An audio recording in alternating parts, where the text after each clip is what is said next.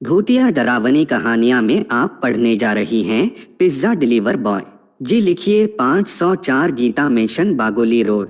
जी sir, हम 15 minute के अंदर ही आपका पिज्जा ऑर्डर डिलीवर कर देंगे। इतना कहते ही पिज्जा। आज ऑफिस में काम थोड़ा ज्यादा होने के कारण रोशन को घर पहुंचने में थोड़ी देरी हो गई। घर आते ही रोशन ने अपना बैग एक तरफ रखा, टाई ढीली की और सोफे पर आराम से बैठ गया। 5 मिनट बाद उठकर खाने के लिए कुछ ढूंढने लगा, पर कुछ नहीं मिला। फिर कुछ बनाने का मन बनाया, लेकिन मुंह बनाकर वो चला गया। चलो आज खाना नहीं बनाएंगे, बाहर से कुछ मंगा लेते हैं। गूगल पर पिज्जा हब डालकर कोई नंबर निकाला और फोन मिलाया। हेलो, मुझे बिग साइज पिज्जा चाहिए, क्या आप ला सकते हैं? जी सर, हम आपके ऑर्डर को शीघ्र ही डिलीवर कर देंगे, कृपया करके अपना एड्रेस बताएं। जी लिखिए 504 गीता मेंशन बागोली रोड। जी सर, हम 15 मिनट के अंदर ही आपका पिज्जा ऑर्डर डिलीवर कर देंगे। इतना कहते ही पिज्जा डिलीवर बॉय ने अपना फोन कट कर दिया। रोशन सोचने लगा, पिज्जा इतना जल्दी डिलीवर कब से करने लगा? अपने को क्या करना है, जल्दी आएगा, जल्दी खाएंगे, जल्दी सोएंगे। 10 मिनट बाद बेल बजती है और आवाज आती है, पिज्जा। रोशन, अरे इतनी जल्दी? रोशन ने उठकर दरवाजा खोला। पिज्जा डिलीवर बॉय को अंदर बुलाया। आपने ही बिग साइज पिज्जा ऑर्डर किया था? जी मैंने ही। इतना कहकर रोशन पैसे लेने के लिए वापस गया। कितने हुए? इसके कोई पैसे नहीं, ये फ्री ऑफ कॉस्ट हैं। अरे ऐसे कैसे, मैंने कह दिया न। पिज्जा बॉय ने चिल्लाकर बोला। अरे भाई, इतना गुस्सा क्यों हो रहे हो? ऐसा कहते हुए जैसे ही रोशन पीछे मुड़ा, उसके तो होश उड़ गए। पिज्जा बॉय जमीन से 4 फीट की ऊंचाई पर था और उसका चेहरा पहले जैसा बिल्कुल नहीं था। आधा काला और खून से सना हुआ चेहरा देखकर रोशन की तो हवा टाइट हो गई। अरे तुम कौन हो तुम? हाँ ही, पिज्जा बॉय हूँ मैं। अरे भाई तुम जाओ यहाँ से, मैं तो चला जाऊंगा पर तुम्हें भी साथ चलना पड़ेगा। जिसके पहले कि रोशन कुछ बोले, पिज्जा बॉय उसको लेकर उड़ गया और फिर लौटकर कभी नहीं आया। पिज्जा बॉय ने उसके साथ क्या किया किसी को भी मालूम नहीं। रोशन किराए के घर पर रहता था। कुछ दिनों तक मकान मालकिन ने उसका इंतजार किया, उसको फोन भी लगाया, उसके घर भी फोन किया, लेकिन वहां से भी कुछ मालूम नहीं पड़ा। कुछ दिनों बाद रोशन के घर वाले आए और उसका सारा सामान लेकर चले गए और उसका कमरा खाली कर दिया। 2 महीने बाद स्नेहा की कॉलेज अभी खत्म हो गए और स्नेह अभी कोई जॉब करना चाहती है, इसलिए उसने निश्चय किया कि वो अभी एक कमरा लेगी। गीता मेंशन पर टू लेट का ऐड देखकर उसने मालकिन से संपर्क किया और कमरा बुक करा लिया। मकान मालकिन अच्छी थी लड़की देखकर। उसने कहा, बेटा कोई भी जरूरत हो तो, कोई खाने की तकलीफ तो, कुछ भी काम हो तो मुझे बता देना बेटा। ठीक है आंटी। स्नेहा ने पास में ही एक IT कंपनी में जॉब मिल गई। फ्रेशर होने के कारण काम का लोड कुछ ज्यादा था। शुरू में स्नेहा जोश के साथ सभी काम कर लेती थी, लेकिन कुछ समय बाद ऑफिस का काम, खाना बनाना, कपड़े धोना थोड़ा थक जाती थी वो। इसलिए कभी कभी वो सोचती थी कि खाना अगर बाहर से मंगाया जाए तो शायद काम का लोड कुछ कम हो जाए। स्नेहा ने फोन उठाया और सर्च किया, okay Google, pizza hub near me. उसने नंबर पर कॉल किया।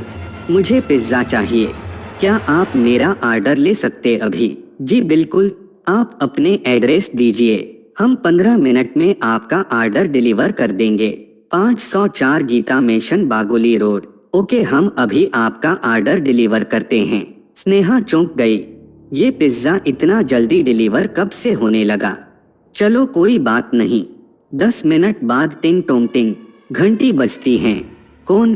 Pizza deliver boy. अरे इतनी जल्दी? स्नेहा ने गेट खोला और उसको दरवाजे पर रुकने को कहा। स्नेहा अंदर जाकर पैसे लेने गई और बोली, भैया कितने हुए इसके? मैडम ये पिज्जा फ्री है, इसका कोई चार्ज नहीं है। स्नेहा हैरान होती हुई जैसे ही पीछे मुड़ी, उसने देखा कि पिज्जा बॉय अपना गेटअप चेंज कर चुका था। पिज्जा बॉय 30 डिग्री के कोण पर झुका हुआ और जमीन से 4 फीट की ऊंचाई पर था। स्नेहा एकदम से बेहोश हो गई और गिर गई। पिज्जा बॉय उसको उठाकर ले जाना चाहता था, लेकिन स्नेहा के गले में यीशु का लॉकेट था, इसलिए पिज्जा बॉय छटपटाते हुए वापस चला गया।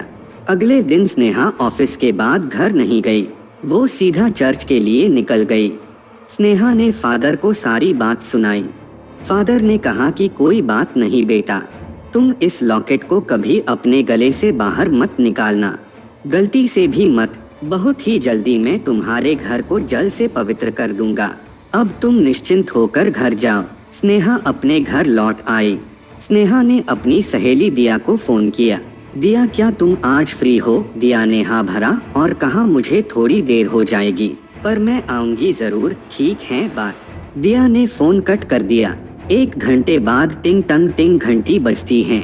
अरे दिया, तुम इतनी जल्दी? अरे मेरा काम जल्दी खत्म हो गया तो मैं जल्दी चली आई। तुम बैठो, मैं अभी नहा कर आती हूँ। ठीक है। स्नेहा नहाने चली गई। इस भरोसे की दिया बैठी है। स्नेहा ने अपना लॉकेट उतार दिया। स्नेह नहाकर जैसे ही बाहर आई तो दिया को देखकर चौंक गई। दिया एक हाथ में चाकू लेकर दूसरे हाथ की 5 उंगलियों में कट कट घुमाए जा रही थी। दिया, दिया क्या हो गया है तुम्हें? दिया, मत कहो मुझे, मत कहो। पिज्जा बॉय हूँ मैं। स्नेहा की तो मानो जान ही निकल गई। उसने गले पर भी हाथ फेरा पर उसने तो लॉकेट उतार दिया था। जैसे ही पिज्जा बॉय आगे बढ़ता उसके पहले फादर वहां पर आ गए और अपनी ताकत से उस बॉय को रोक लिया। फादर ने कहा, बेटी अपना लॉकेट पहन लो और एक तरफ आ जाओ। फादर ने पूछा, कौन हो तुम? क्यों इस बच्ची के पीछे पड़े हो? मैं इस बच्ची को ही नहीं सभी यंग टीनेजर को मारूंगा।